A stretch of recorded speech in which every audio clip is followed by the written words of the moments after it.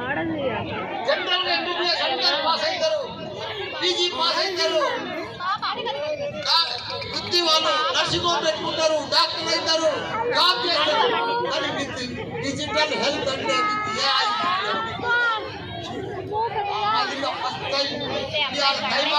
Project report తెచ్చి ఇండియాలో present చేసి సెంట్రల్ గవర్నమెంట్ అది ఏఐ అంటే నాకు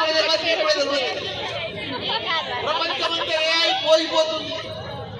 మరి ఎట్లా మన పిల్లలు కూడా మనకంటే ఫాస్ట్ ఉన్నారు.